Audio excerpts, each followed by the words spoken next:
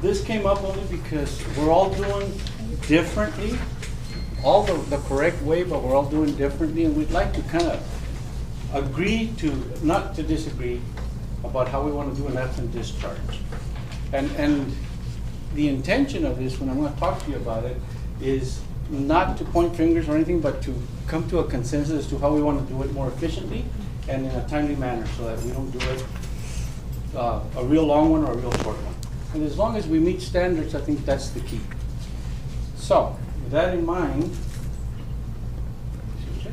okay, the Texas Board of PT Examiners rule in January 2017 summarizes as a discharge summary and states that a PT must provide final documentation of discharge of a patient, including patient response to treatment at the time of discharge, and any necessary follow-up plan. A PTA may participate in the discharge summary by providing subjective and objective patient information to the supervising physical therapist. I'm not telling you anything different you don't already know, right? We all know that.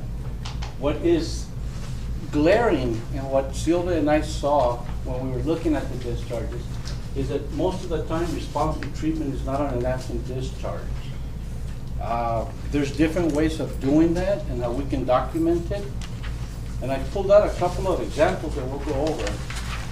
The response, by the way, recommendations to response to treatment should be that they met their goals or not, that they partially met the goals, that they reached maximum improvement, and that is based on the last visit that you actually saw the patient. We should show that the goals were met or not just that the patient was not seen because, well, of course, the statement sometimes says, patient discharged because couldn't pay copay or because they wanted to discharge themselves. But the response to treatment should be based on the last documentation review for that particular patient visit. So these are just a couple of examples. We pulled out two examples of absent discharges that we're already doing. Is this off? Am I off? No, that's the recommendations for the follow-up plan. Yeah, I just went down. I went down to the plan, yes, sir. To the Go back. Okay. Okay. So recommendations for follow-up, because we need to have some type of follow-up plan, is that patient self-discharge, is that a plan that you put on there? Don't be shy. No, if you write that in that section, no. If physician discharge patient, No. but we see that on a follow-up plan. We've seen those a couple of times. Insurance denied, so further follow-up is not necessary. Is that a plan? None of that is. Good. Now, the recommended follow-up plan should be patient given a home exercise program at a certain date, is following up with a home exercise program, whatever you want to name it or call it. Patient will be transitioned to an open gym program, or patient is going to attend a local gym, whatever we told the patient to do at the end. Although it's an absent discharge, I hope that we have discussed that with them prior to discharge at some point, although it's not always appropriate because they self-discharge sometimes. We don't get there, but we'll get to that point. Or instructed to contact physician if symptoms return or additional problems arise. That's one of the drop-downs from Optimus, and I like it. I tend to use it a lot because they do need to contact a physician if things arise that are different or that would warrant them coming back to us. Okay, so sample one. This is one sample, and we took out most of the information, so you're going to, because of HIPAA. But is everything on there according to the rule? Did you guys look at it as to what needs to be there? On status, it says patient status is a 511. Patient has no concerns or complaints at this time. This is an actual discharge report, not an absent discharge. So is this correct? Patient has no concerns or complaints at this time. Patient reports a significant improvement in symptoms and feels she has benefited from therapy. Additional evaluation findings. Patient status is a 511. Utilized photo at 49%, time sense is 5%, included as determined color. Current status is 54. If I'm a auditor, it doesn't tell me anything. It really doesn't tell me anything. Go ahead, jump in. Go ahead. Because under additional evaluated findings, that tells us how we reached it, but it doesn't, Oh, we is have that any all? measurements. That- That's that- all that was in there. For a, you're saying is that you said it's not an absent discharge? No. No, no, it is Discharge an report. absent discharge. See? No, Yes, it How is come an it says absent discharge discharge. report? No, because all of them says discharge report, all of them. But this was an absent discharge, that's why it has as of May 11, 2017, because the patient was seen on May 11, but this is a different And date. that's why Lily and I decided that we found out that when you do an absent discharge, that's how it comes out. There's Yeah. no way that you know it's an absent. That's why Yeah. we write it in bold, under patient status, absent discharge. Over here? Right where you say patient I status. think it's absent? example 2. Yeah, it's Oh, a sample Okay, too. okay, Uh-huh. so, well, this is, what I wanted to pull out of here is that, does it have all the components that we need for a discharge? No. It doesn't. So we have to be careful with that. Whether it's an absent discharge or not, we have to have all the components that we're supposed to put on there. Okay? So sample one, this sample one continued under the assessment. It shows the functional goal, the patient progress, that's great, the recommendations. And this is the second part of that first one, so it is complete, and that was a trick question, because I hadn't shown you this second part. We want to see we're paying attention. No, it's Yeah, Because it's a discharge because we report. want to know if we wanted this length or the short. For the the short summary. part, yeah. So this is the long DC report that you can submit, and it includes the recommendations. Oh, that shouldn't be there. I think that's me, Ms. Gonzalez. No, as a patient. So, she partially met the functional goals, discharge recommended, plans to continue strengthening program on her own for long-term benefits, and home program was issued. So everything that is required is on there. Okay, so the therapist signature would be there. The next one, on sample 2, is the short version of an absent discharge. The other one's the long version. And on this one, does it show everything? First of all, is there a page 2 or not a page 2? No, this is it. That's the complete one. So we have patient status absent discharge note was last seen on 5/17. Patient call stated his decided to discharge himself from therapy. Patient discharged and was instructed to contact physician. Discharge himself from therapy, why? There's no reason. Because it wasn't working, because he didn't feel benefit from therapy, because he didn't have the money to continue with therapy. Is there a reason behind that? Would we want to include that on there? Yes, but the therapist, the phone calls are gonna have to, you're gonna have to The template communication. the communication. You're gonna have to template, because those are We could put communication. as per communication log on. I think being a little more detailed is all, so that we can cover ourselves. But the components are there, and I think this is enough to satisfy, except that it doesn't have Status of status at the discharge. time of discharge. That's it. So, as a team, do we want to use this short version, or would you rather see the long version? I know what you're gonna say, the short version. But we wanna make sure that we do the short version, that we include the status at the time of discharge. I say we do what we did with Medicaid. Lydia Exactly. told us what are the things that we need to write. We created a template for it. We just put it. I Or mean, could we kind of do something like when we do with the photo when they're discharging, you know how there's those certain ones we have to do? Maybe we could do something like that, so where you just include it in there and then just it's type it just, in. yeah, maybe? it's, This- we did it, it's write all the things. That way we could just do the major information that's needed, patient status, and then the therapist just goes through it. So that way you get It's all everything that you consistent. need. But I do recommend we do write the word absent discharge note, because it doesn't come out. I like that, yeah, that's very necessary. Because an I- auditor won't know that. Yeah, and I don't mind working on it with you. Okay. We can do We'll just, come up and with that, a I mean, template. only because, we meet the needs of the State Practice Act. Mhm. And, we don't have to go into too many, It's the same. sections, because we So- didn't see the patient. Okay, so that's the Right. line. So we'll come up And with a then you get- template and then we'll Yeah. distribute it. In the meantime, do what you're doing right now, but try and incorporate everything we've talked about. And as we're far doing good discharge Yeah. notes. I see that when they're actually their last day. Oh. I think we have Lydia, we did a survey last year, and we have a 50 percentile. But it's because we know that we're gonna discharge the patient, and we wanted to get that a little bit higher. which one was doing the absent discharge or Barry? Plus, right now, currently, I mean, we are working with the office staff personnel regarding discharging all our the patients, and that's a project that we started. So there's a lot of patients. We need this. We need for all the patients to be discharged in Optimus, in order for our reports to be more accurate on some of the reports. So that's why we are giving you all projects as each of us go and visit you all. But again, just keep in mind that for Optimus purposes, we need to discharge all the patients.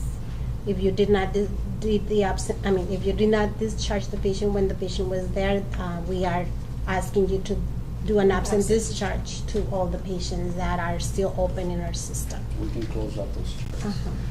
And And the take-home message, are you done? I'm sorry. Take-home message, go ahead, is with absent discharges, do not build functional G codes. Please, do not build functional G codes. Because they're not there for a functional G code, they have to be there physically in the building. So, is anybody, I don't know if anybody's doing it, but if you're not doing it, great, thank you. Any questions? No, Okay. so we'll do a template. That's the summary? Yes. Yeah, and then we'll put it in the system and share it with everybody? Down. Yes. Okay. We'll put it on shared. Remember to aim it at the projector. The template share? Yeah. Okay, so, Do you mind if I ask a question? PTAs for my clinic, the PTAs help us a lot on they do a huge part of the absent discharge in their office. So any questions on your, I think a template. So did you want the first one with all the information, or did you want the second one, the short version? How are you We're doing gonna it? come Rudy up and I- with something. we're how are you gonna doing it come right more now? detailed. How are you guys doing it right now? Short version. I said, do what you're doing, Extra and we'll come with a template and we'll send it around. Yeah, Just and don't then you- we'll come up with one template. It's always- Okay, I like that. Okay. Lydia, you're next. I am really hot and it started. So for every meeting, we wanted to start going over certain insurances or certain payer types. So for this month, we chose the Superior Health Plan. This is specifically for the Medicaid only, so it's not the Ambetter. These are just the ones that they require off.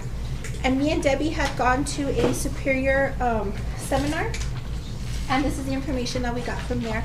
And it's talking specifically about our documentation and what they're looking for when we're submitting our requests. So I'm just gonna go over it. It's pretty much stuff that we already do, but just to go over it again, just to reemphasize what they're actually like looking for. I know you do. Sorry, they're a little bit blurred only because I wanted to just copy their actual slide so you can see exactly what they presented to us. So what they look at is they look at the current objective assessment. So as you know, it's a description of the member's current deficits and their severity level documented using objective data. This can include your standardized tests, age equivalents, percentages, functional delay, criterion reference scores, or any other objective information that you may want to include. They did mention not to rely only on standardized tests, especially for the STAR Kids program, which these are the SSIs, so the ones that get the Social Security income. So these are the ones that have a disability. They're the ones that were under TMHP, and TMHP put them over to a managed care, which is either Superior or El Paso First. So these will have those comorbidities. So they recommend that you actually include those as part of your assessment. They also did mention to speak your language of your discipline. So they actually have physical therapists that review all their cases. So they want you to talk at a physical therapist level. Don't try to talk down like if it's a nurse reviewing it or somebody else to try to get them to understand. Talk at your actual discipline. When it comes to goal writing, your short and your long-term treatment goals, which are specific to the member's diagnosed condition or impairment. And they recommended using the SMART format. So the acronym is S is for specific. We want you to be specific with your goal. Make sure it's measurable. Make sure it's attainable. And they did mention to make sure that you really, that it's an achievable goal. So is it a goal that they can really achieve? Also make sure that it's realistic and replicable. And is this goal realistic for the patient's actual condition? And then as far as time-based, you don't want to select a long time frame just to try to keep the patient. So they said if you know that this patient probably won't be able to do it in, let's say, 4 weeks, don't try to say 8 weeks just to try to get more visits and try to get the patient to stay. Make sure that it's realistic and you're able to finish it within that time. And you can always modify your goals and change, add, subtract as needed. As far as the reporting progress, they did indicate that as long as you're using the SMART goals, you should have no issues reporting your progress for that specific patient. And I made in red the top where the one that says for all unmet short-term and long-term goals, baseline and current function, it needs to be submitted. The only reason I did this is I have seen requests come back where they are requesting this because we're not documenting that. Out of everything that they went through, that's the only thing that I have actually seen that's gotten kicked back to us. So like at the reevaluation, you're putting where the patient's at, but they're looking for it to specifically say baseline. And if they kick it back, some of you may have seen it, like I'll send it saying that they want the baseline for any of your unmet goals. They also recommended that you explain any gaps in their treatment. So if there was gaps in their coverage, let's say you have a patient that was El Paso first, then became Superior, so there's like a different process. You want to include that in there. If there was a delay in getting an order from a physician, if the client went out of town, anything that's delaying their treatment, make sure you document that gap because it'll help us get the approvals back. Can I ask a question on that one? Because there is always a gap, do you want us on the first visit to put that under patient status? That's usually where I put it. I would. 30 days since initial evaluation. And we have to write the reason why. Yeah, they recommended putting the Who reasons can tell why. us, because there's usually different reasons and we have to go search for the Maybe the reasons. front, you because a lot of have times what is, it's the plan of care, huh, getting them signed, especially for Superior. You click there and it has like all the notes where they like message to try to schedule in, or that's usually where I do that. Because, yeah, a lot of And times patient from the, details. when they're eval, to Under the actually episode of getting care, that no. approval, it's usually because of the plan of care. Okay. So we're putting it under patient status section, okay. Yeah.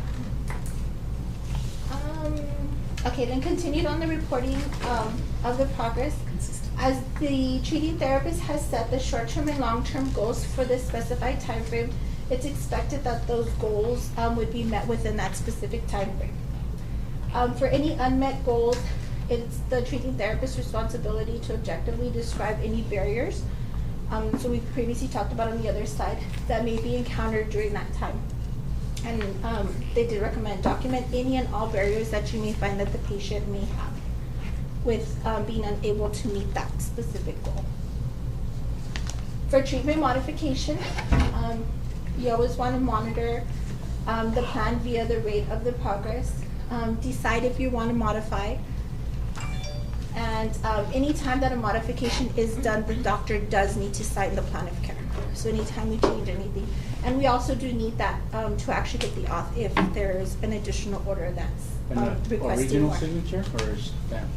Stamps have gone through. They'll say original, but depends on the person review. And then for this slide, it just talked about, just keep in mind that if it's not documented, then it didn't happen. There are limited assumptions on the part of the clinical reviewer. Follow the clinical practice guidelines for the treatment diagnosis, as well as evidence-based practice, and paint the picture, tell the story. Balance of the writing consciously yet inclusive of relevant clinical information within the documentation. As far as sending out the request, I only send out the evaluations and reevaluations as part of the documentation.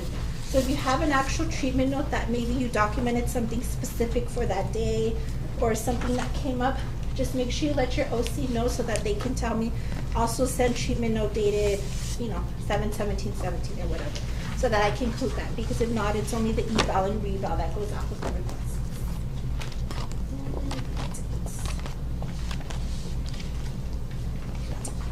Question? Thank you. Very good.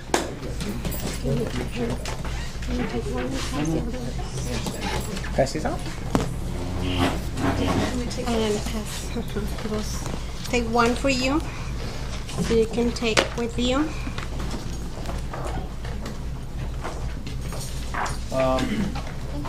Can I just mention something really quick before you continue, Sylvia? Yes.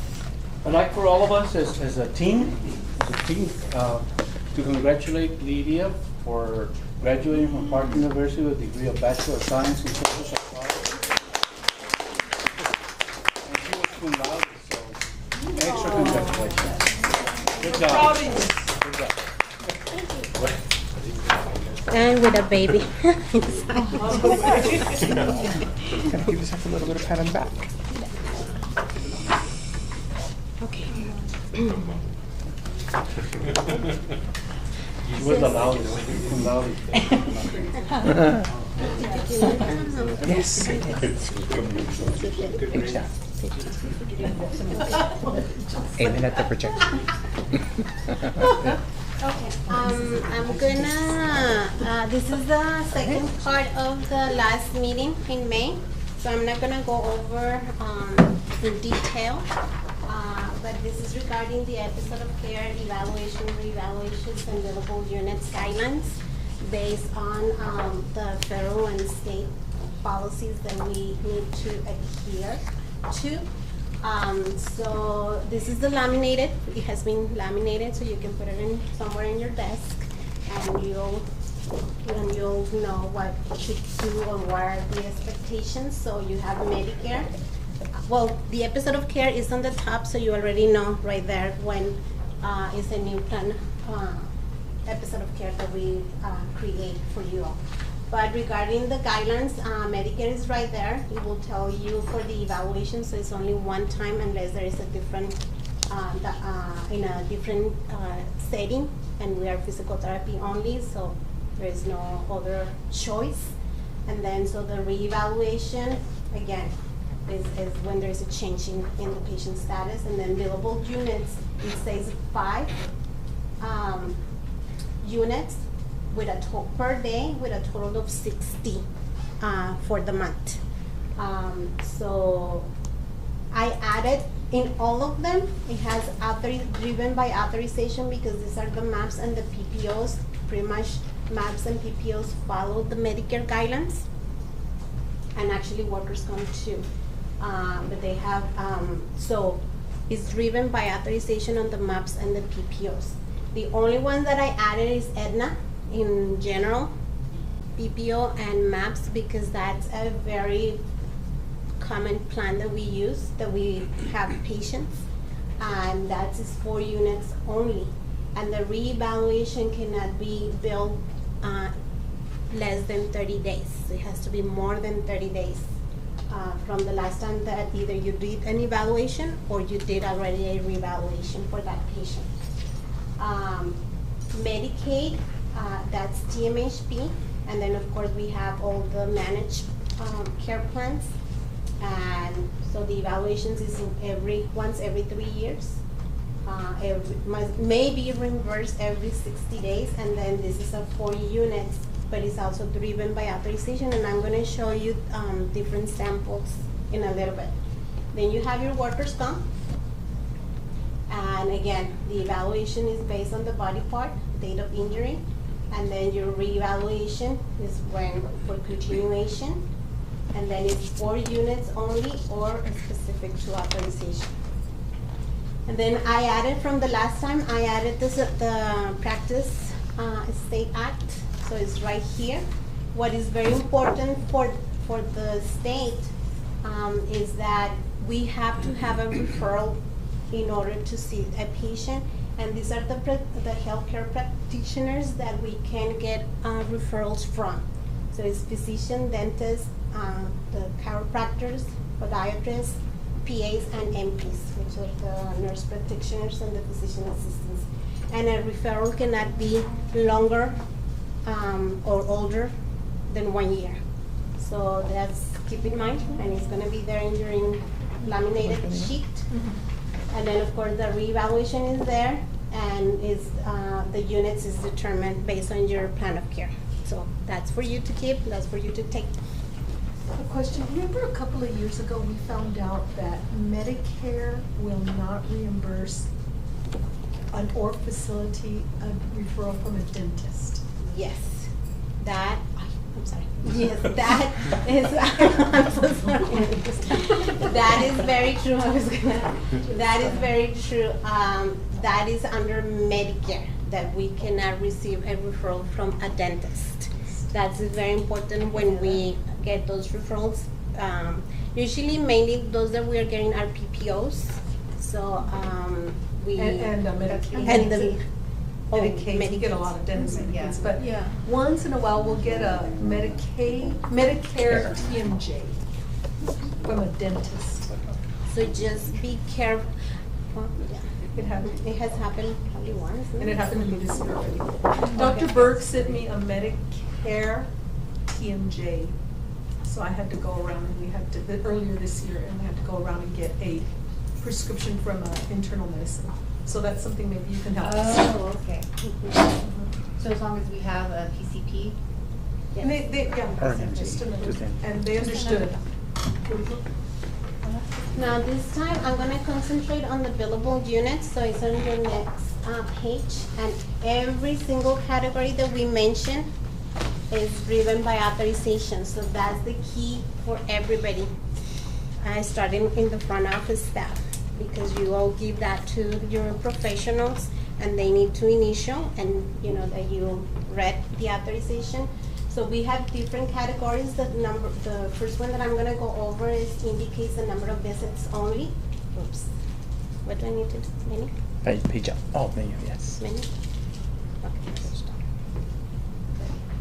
Okay, so when the authorizations just give us the number of visits, then that's it. Authorize 6 visits. So you can bill however number of units as is indicated in your plan of care, and the patient, and then there's documentation that the patient was here. So that is not based on the number of units. This is only based on the number of visits. Then we have 2 other ones that specifies the number of visits and the number of units. So these are, this one is Superior, and it was telling us that it is authorized for 8 visits, 32 units.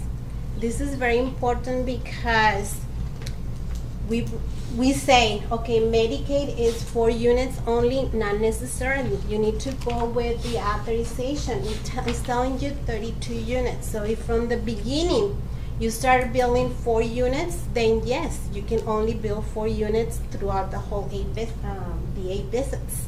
But if at the beginning you only bill 3 units, or you started billing 5 units, so then at the end of your last visit, you're not gonna have enough visits, and that's where we get our denials.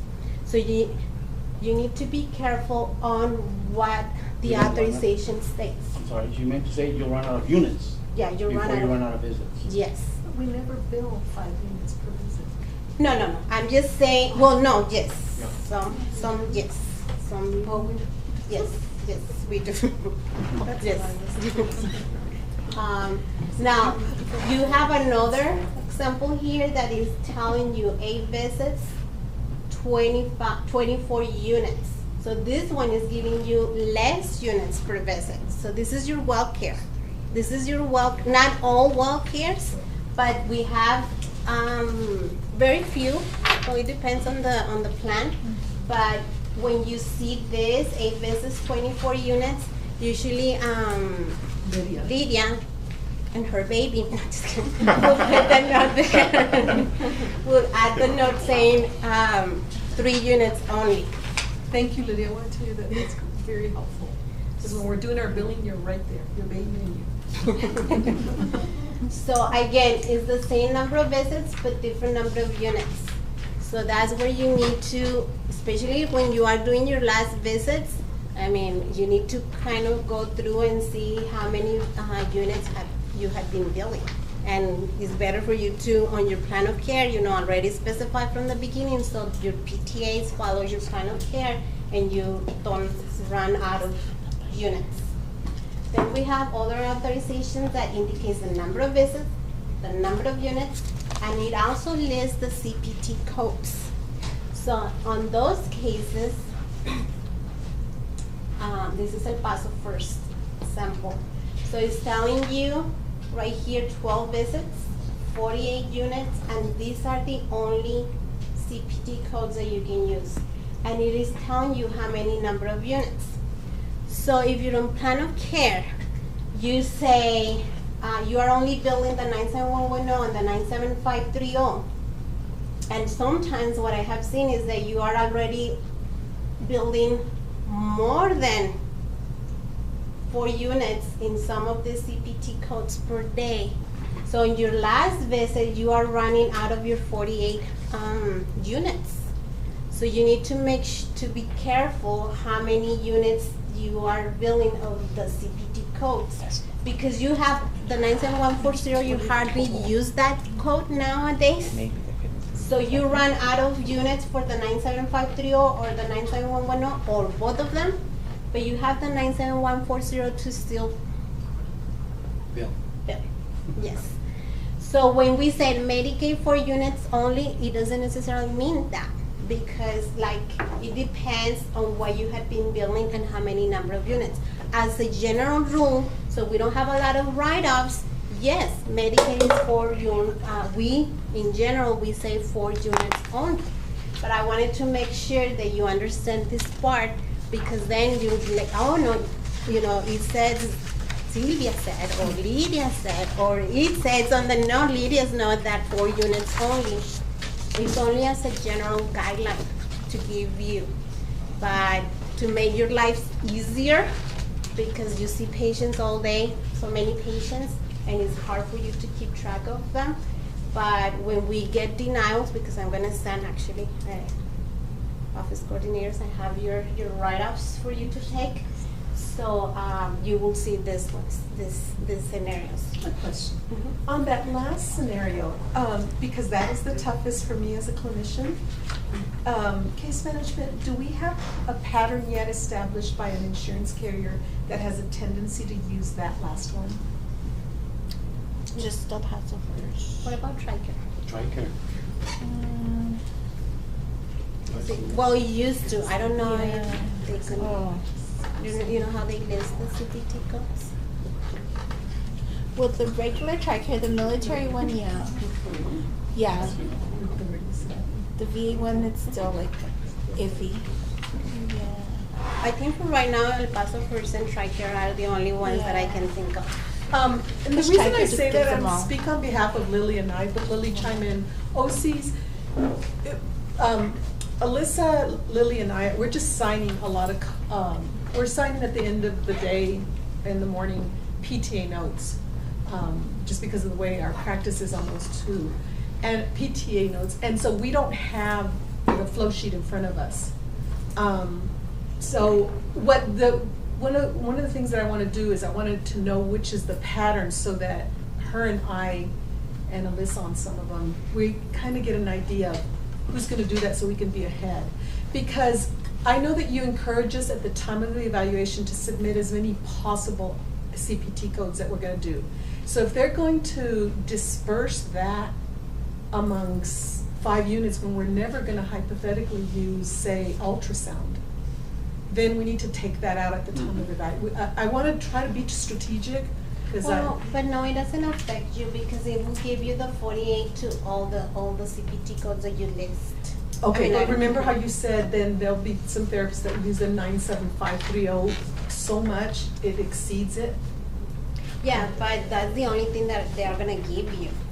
So I think that will not be a problem if you list as many CPT codes as you can, because this is your max regardless of how many CPT, for every CPT code that you list. Okay, so on a typical day, we get, let's just get a scenario, we get that whole scene there. But we just choose to do the 97530 every day. 48 visits is, 48 units is 12 visits, 12 4 times 4, units. which is 48. And if the plan of care, then that is fine there? Yes. Okay. And TRICARE will be the same. Yeah. Yeah, because they Because just TRICARE show does you- it by visits. Yeah, by They put the visits. codes, but they do it by By visits. visits. 5 visits, okay. The only way, like in, let's say, that scenario, you would have problems is if, let's say, you bill 5 units. Because then, yeah, you'll run So out that's where for TRICARE may the come 12. into the picture, because TRICARE allows 5 units Mhm. per visit. Okay. So TRICARE and El Paso first are the. Because TRICARE will do it by visits. They'll give like all the codes, but theirs is specifically to visits. Okay. And then here it's the units and the visits. So would you say EP first is the only one that maybe narrows it down to units and visits? Would you say that? Yes. I Yeah. think so. Okay, all right. Yeah, because Superior. That's good to doesn't- know. Superior No. doesn't. Well, you know, El Paso first is the only one by units. Units, yeah. By units. Okay. TRICARE is visits and, 'Cause TPT. even the codes. VA, when they actually get it Yeah, to the how it used to be, visits. it's visits. Thank you, that helps. Workers' comp but you know, I was visits. gonna mention too, that the OCs and the clinicians are all doing a good job. We're all doing a good job because a year ago, our write-offs were Yeah. huge, and now they've decreased quite a bit. So you guys are being vigilant. Thank you. Thank you for that. The last one is no authorization is required. This one is, once it says you don't have to sign an authorization, that means that is open for you all. You can charge as many visits as you can. Especially the United Healthcare ones, especially when they have dual coverage, when they have Medicaid, you have a free ride right there, you know? So, Go from there. the no authorization is required, is for us to, is more friendly for us in a way. So the only thing is like it has, like Medicare has a cap limit. So, but just keep in mind, if we refer back to the laminated sheet, we can bill as many as 5 units per day on the Medicare. However, you need to keep track of your cap, and the system will calculate that for you. So you will be checking there. I spoke with Lydia, and I was right in my answer, Rosie. 18 visits. So we do 18 visits for the prescription for the patient to be here, to be seen without going to First cap. the first cap. So that's your range. And again, the no authorization is required. It's there, so you can charge us according to your plan of care and of course your time. Any questions? This is, I just want to give you a copy. This is regarding Ambetter, and this is a reevaluation denial. I'm getting a lot of those, very frequent now. And basically what they are saying in there, and we are already dealing with the modifier 59, so they are saying that the 59 modifier is to tell them that it's a separate service. However, it also is saying that according to CMS, that Ambetter follows, a clinician indicates that there is a significant improvement. So when you do any reevaluation, they are expecting to read on your documentation that there is a significant improvement, decline, or change in the patient's condition or functional status. We are appealing the denials. We are appealing the denials to Ambetter with the medical record, and then they are coming back and telling us, based on the review of the clinical notes, the documentation does not indicate a change in the patient's status to warrant a reevaluation, so they are denying the reevaluation. So again, we are already appealing, so you're gonna see on your write-offs that I'm sending quite a few of the Ambetters. So at this point, we are just writing it, we are submitting the write-off because there is nothing more for us to. Unless, I guess my point here is that when you do a reevaluation, just keep this in mind and somehow document in your notes, your wording, is very important, so that way it's easier for them to pay at when we submit the appeal. Okay? Any questions? Are we doing 60-day kind of cares with these patients? I didn't check on them. So that it doesn't have to trigger the legal. I'm just coming up with ideas. Yes. I think all of us are now. I Linda, think- are you doing 60 days? Depends. Yeah, it's a per case. Yeah, I'm wondering, I know we do it per case, maybe we can start entertaining 60 days with the exam betters? But I mean, you could always do a reval. I mean, if you have the time, you don't have to bill the time, the Yeah. treatment time instead. But if it warrants a change, a significant improvement, decline, or change of status, then yeah, bill for it. But make sure that we document appropriately. Like maybe for like post-surgical, leave it at 30. Because that's a change. It's a functional change and a decline as well. I mean, if you see them at the beginning and they're a post-surgical patient, I leave those at 30 days because I know there's gonna be a significant change, so So it's a instead of case. doing 60. Right. Yeah. Good. Yes, okay, my turn. Okay, I am gonna go over network outages. Ooh. And everybody should have this handout. And I'm gonna be addressing a lot to the OCs, because after we're done doing this, you're gonna be expected to meet with your staff and go over these network outages and procedures. Okay, so there's no slide up here, we're just gonna simply go over the handout that was given to you. So unfortunately, network outages are inevitable, and they can happen in two different forms, which is where your telephones go out and you still have internet, or everything can go out, telephone, internet, or it can just be with the phones are only working and their internet's down. So there's various scenarios, but this should cover most of it. And what we're trying to do, and we're hoping to accomplish with this procedure, is making sure that the clinics stay working at a maximum level despite the fact that one of your major resources is not available. So the first thing we're gonna do is we're gonna ask you to contact IT via any method available, and specify if the internet or the phones are out, or both.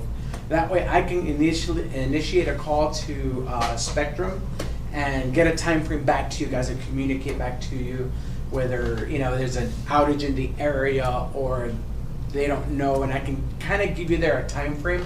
We're kind of learning that they usually give themselves 4-hour blocks, and they usually tell us, oh, it'll be up in 4 hours, so we need to be ready for that. So front office, okay, if the phones are out, IT, meaning myself, well, I'm gonna transfer all the lines to the business office for coverage, and I'll inform them. So what I'm gonna do is you're gonna tell me, Mondo, phones are out. I'm gonna call the business office and say, X clinic has their phones out. I'm gonna transfer all the calls to you. And line 5874085 is a designated phone line that's gonna ring at the business office. So when it rings there, they know it's a call for that specific clinic, and they can address that call. Okay? The affected clinic is then going to assign a contact person and a contact phone number so the business office can relay messages between the business office and the clinic. If they're calling, they're expecting to communicate with X clinic and they want to reschedule an appointment, you have to give us a phone number so we can call you guys back and let you know, hey, Mrs. Smith's not going to be able to make it, or there's a reschedule, or that way the clinics can be up to date as far as what's happening with their patient care. Okay? Question. Yes. What if you're out? Is there somebody designated to do your part to No. transfer those calls? No, but we will teach somebody to do it. Yeah, we need a backup. I know. You can't, right?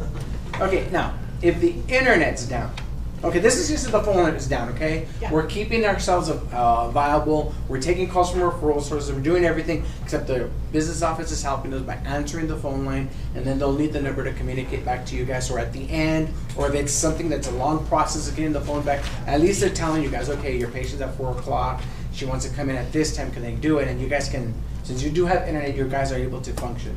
Now, if the internet is down, the OC is gonna open a Word document and you're gonna begin taking notes. Now, you don't need a Word document with the internet. That's installed in your computer.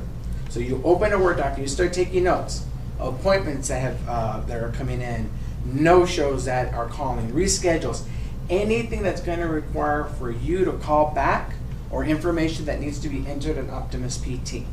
Okay, it's really important you guys open that Word, you start taking notes. So-and-so called, can't make it on Thursday, but they can make it on Friday. You make all those notes, that way you know when the internet's back what you're gonna do next, okay? You're gonna take employees' times to be entered in the time clock. Just, you know, if the internet's down and we can't access our time clock, obviously you're gonna be writing down all the times that your employees are coming in and out. Co-pays need to continue to be taken. Just because we don't have internet doesn't mean we don't keep functioning. We also don't want to give that message out to our patients as well. If we can avoid not telling them that the internet's down, let's just keep on going, okay? So we want to encourage to take payments as cash or check. If for any reason they do want to pay with their cash and check, make sure you use the receipt book for the open gym. Every clinic should have one, and that's okay to give them a handwritten receipt. You're going to enter it later. Make a list of the credit card payments that need to be recovered. If, you know, myself, I only carry a debit card. I never carry cash, so, you know, just pay. Next time you just take the appointment. I mean, take the information, try to recover that as soon as possible. If the phone lines are available, the front desk can still work. And this is one of the things that really want to stress, because I'll, you know, when internet's down and I walk into a specific clinic, first thing they do is they're all stop and they're all looking at me and they're all talking. You know, there's too much work to be going on, guys. If the phones are still working, you guys need to work on follow-ups. You guys need to work on all the little things, new patients, phone calls, verification, faxes. There's no reason why you should stop doing whatever it is that you're doing. You need to keep working. Okay, if for whatever reason it's lengthy, you do get caught up, send staff home. Break early for lunch. Anticipate that the internet is going to come in at a time where you might have lunch. Start sending people for early lunches. OCs, just be really smart about how you're handling and making sure that your employees are staying busy through that time frame. Okay? In the back, for the clinic aspect of these outages, we're going to ask the technician team leader to open a document on their tablets. Same principle. They have tablets there, up to 5 tablets in some clinics. Make sure you open a Word document, and they're going to begin taking notes of the items that need to be addressed once a network comes back on. Who's missing a photo? Who didn't take their patient pictures? Who's still needing their HEPs? Are we needing x-rays, MRIs, surgical reports? All of those little items, so when the internet does come back, that team leader can then delegate that or do it themselves and get that information that PTs are expected to have once we're back on our feet. The tech team leader will be the contact person and the go-to person for all of the pending items. We're going to write all the time in and time out on the flow sheets, just to make sure that once we go back, Optimus PT, we get those in like we're supposed to. Okay? Specifically, any questions, clinicians, on that part?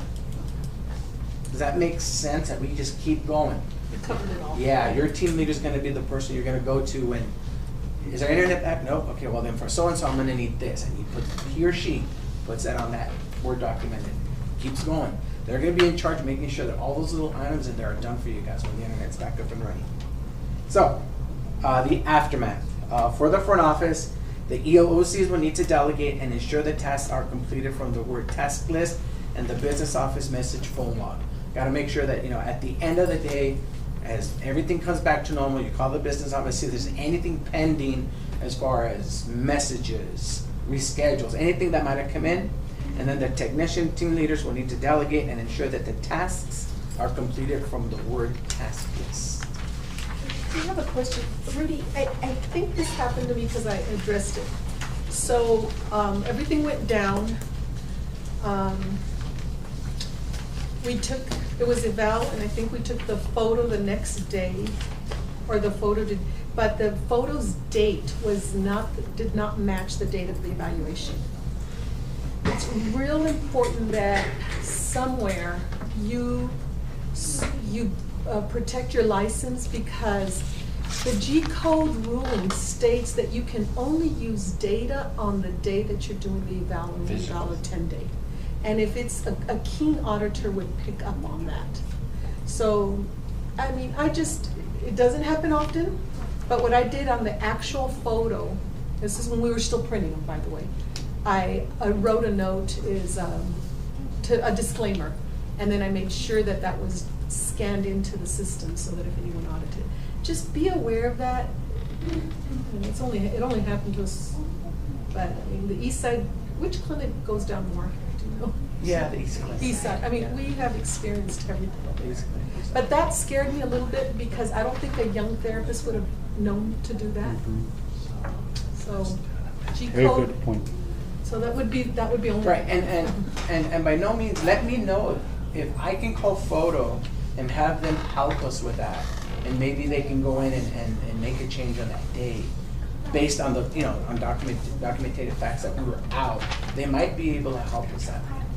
Okay. I know they're very savvy about being able to make changes that, okay, we don't have access to. Okay, Very good. yes, ma'am. I know that we used hotspots last time that we were down for a while. We Yes. do hotspots again. Well, that's something that in the IT department we're kind of exploring already. So that's something that we're looking into providing as a substitute when it does go down to such a degree. But yes, so OCs, you're definitely gonna need to meet with your staff. You're gonna need to do an in-service, and then you're gonna need to make sure you turn it in so that we can verify that everybody knows what their part is if and when a phone line or internet goes down. Yes, ma'am? On the photos, as long as you enter it as a paper entry, you can choose the date. That's what we do Well, here. No? That's what we well, do. yes, but then, It was just, you're right. on yeah, that, exactly, you can, but then that specific patient is now going to have to do, But it doesn't. No? But be careful. They Go can change all- it? You could choose the date, but go all the way to functional status. The date that gives you the G code, the FL and the FS, they don't match. So the date is current, but the FL, FS columns for that entry, it's on the third page. And that's what we use to determine the G code. It might be different now that we're, what is it called? We're we're automated. We're automated, so, but this was before the automation, so. But that'll ensure that the date is the same. That the date will be the same. That'll ensure. That process that she does? Yeah, and it didn't happen on this one. Okay. Yeah, definitely let me know when something like that occurs. I can definitely call photo and get their support team to help us out with that. Okay. For sure. Okay, so that's it for our network outages aspect. Like I said, OCs, please meet with your staff, turn in your sign-in sheets once you get your staff trained. I'm also going to cover music on hold. All of the facilities now have the ability, their phones have music on hold now, so when you do put them on hold, they can hear that. They're really good about the music on hold we selected. It's very customizable. So you can actually record your own greeting, etc. And that's something that I want to meet with Margot later on down the line as we start unveiling more of our website and all that good stuff. We can actually go in there and record our own messages as well. If there's a program that we're going to want to promote. But for now, we're up and running. Everybody has that already on their system. And we just think it's a really good marketing tool to, let everybody know that we're on the line. We haven't forgotten about them. And it's worked out really well so far. Time clock. We're also making a change on the way that we punch in on the time clock. And really, for the most part, it's going to affect our OCs back there and our employees that actually punch in and punch out. Rosie has been kind enough to pilot 1 million time clocks, maybe. Yes. And we finally found one that we have liked and seems to work very well. It's a change, guys. It's going to be a little bit different. It's going to be a little bit more work on the end of the person trying to turn in the time clock, but it's not going to be computer-based. So it's not going to have the downtimes that we've been experiencing recently. And that's going to help all of us, I think, in the long run very, very well. Just a couple of little more tweaks that Sylvia and I had discussed about, and then we'll be able to get the other facilities on board. So I anticipate within the next 60 days, everybody should be on the new time clock system. To minimize human error here? Yeah, tremendously, because you have a card that you just put in front of the time clock and punches in. And it's somewhere where your OC can see who's doing it, they get an alert if you want, so that somebody else can't pinch it through. So it's got a lot of nice safeguards. Okay, equipment maintenance. This is really, really important. On my previous IT meeting, I had expressed a big concern with equipment maintenance. Our PCs are filthy and dirty, and it's affecting the performance, and it's affecting the way that they're able to help you guys out. And in turn, it's making us purchase equipment before it's time. So this is the agreement that we came up with, is basically for the first go-around, for the rest of the summer, I'm gonna go in there and I'm gonna clean everybody's PCs. I'm gonna go in there, I'm gonna schedule it with every single one of you and just give it a really good cleaning. But after I do the first one, it's gonna be your responsibilities to clean your PCs. And I'm gonna kick it over to the OCs so they can make a schedule of when those pieces are supposed to be cleaned. Okay, we're gonna provide our staff with little air masks and little safety goggles. So when they do clean afterwards, yeah, we can make sure that we get that done. It's for the overall integrity of our network, and it's so that we don't spend excess money when we don't have to, when all it really needs is a cleaning. And those PCs have vents and ports for a reason, and so they can cool. The last ones that I was opening, capacitor all just ruptured because they're so dirty. The all-in ones, I'm not gonna worry about, the ones that are on your tabletop, but for the most part, and anything that's like a desktop that's on the floor, yeah, those are really, really bad guys. The towers. So for equipment maintenance, I will be taking care of the first one. And then after that, it's gonna be each clinic's responsibilities to clean their equipment. And we're definitely gonna recommend that to be done on a monthly basis. At least once a month with a little air. Once I clean them, all you're gonna need is just a little can of air, mask, safety goggles, blast them. You know, I didn't know you were gonna present this, but yesterday, Monday at our team meeting, I was speaking with Deb.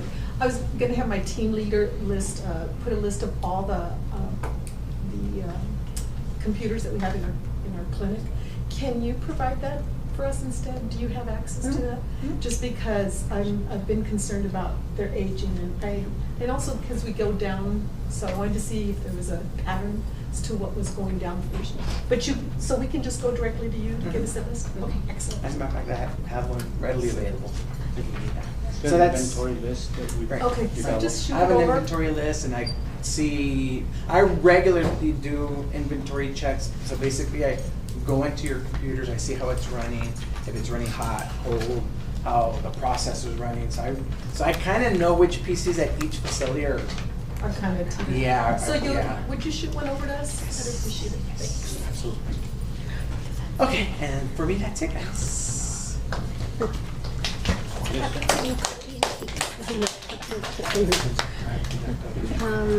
On the collection agency, I said I'm very informative. The agency that we were using, they closed their business, and it is their name was Credit Service Bureau of El Paso. It affects business office, and once we have the new collection agency, we will let you all know. And again, business office staff will answer any questions from any patients that they may have. Any questions, but that's it. I will send an email once we have the new agency on board. Okay, and then we have Ms. Margot. Okay, I'll be brief. I don't have any slides either, but just wanted to give you all a few updates. We will be starting to develop our website in August, our new website. I'm very excited about this. We desperately need a new one. So we're working with InRadius to do this, and they do a lot of websites. They're very good, so I'm looking forward to that. Just to let you all know, I don't know if I know some of you have read the email I sent out, but just to update you all on William Beaumont and VA. We had some intel that Border was seeing an influx of VA patients, but just to let you know, I checked back with them. William Beaumont, we have a local contact, and he's very good about updating me on the state of William Beaumont. And they had, remember probably within the last year, they had a change in command. And that new command that oversees the PT had said we're gonna keep everything and retain everything. That's why a lot of our referrals dropped from there. But now they have a new command and they are allowing patients to go out. That's from William Beaumont. Now the VA, they do not locally refer out to us. So know that there's no loyalty to any particular PT services here. So that goes through TriWest, which is the integrated care services in VA here refers out to the Kansas, they're in Kansas. And they're the ones that go by convenience of the patient. They do it by zip code, whether it's their work or their home. So know that I don't know how they bring up, like how are we listed in alphabetical order, how they get the name. So if it's alphabetical order, Border Therapy is going to be obviously before us, and they have 6 locations now here in El Paso. Okay, so and know that their 6th location just opened up in El Paso Pain Center. That's with doctors Eduardo Vasquez, Lopez, Raul, and I think it's Edric Lopez. So anyway, so you will see, I think, an uptick in the referrals from both Beaumont and VA, okay, which will be good. And then EPOSG, I know I sent out another memo regarding, they're losing physicians quite a bit. Recently, Dr. Natividad in Jackson, they're already gone. And they're going to be starting with HCA. They're building out their suite right now. So I would anticipate probably by the first part of August for sure they'd be in. And then they're with HCA Las Palmas del Sol. And then doctors Ledford and Zuniga are going with the Tenet, the Providence Sierra Medical Partners with ALOS, Hernandez, Meisenheimer, and Westbrook. So I'll give you a more specific date on when they're going to start. I was told September, but probably because they left earlier. Once they gave their notice, I think they were let go. So credentialing is quite a bit of a process when they start somewhere new, so I'll keep you all posted on that, okay? And then if you all could please check your emails on a regular basis, because sometimes we request things from certain individuals or just to update you. So please, if you'll check those, the communication on regular. I think you've been using another email instead of the email I have for work, because I'm not getting any emails from you. Is it bealmost@evpts.com? That was it. Yeah, that's the one I have. Okay, so I think you were sending it a few times to Victoria. Okay, Oh. I'll check, but I think it's under bealmost is what I have now. Okay, and that's it. And then if the OCs could just stick around for just a little bit, because I have something to review with you. Okay, that's it. Thank you. Okay, very good. I want to ask you some questions since each of us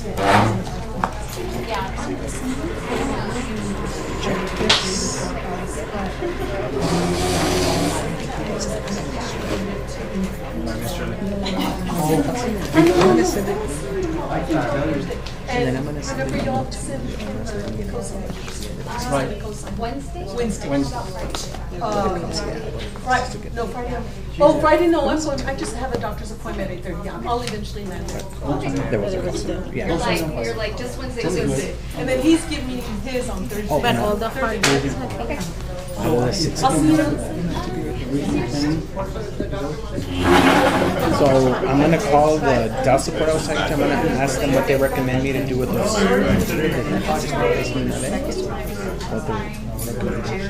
But that worked out. You replace one, and another one. You replace that, and another one. So what I did, I this one, I said, Mr. Johnson, go ahead. But yeah, we're good. And so far, sometimes when you refresh it, and you close, go to another, and then come back, then it doesn't. But it doesn't happen. So, and what happened with those that were on the temporary? as I'm updating the new server, I'm taking access away from them. I'm not throwing them away. I'm saving them.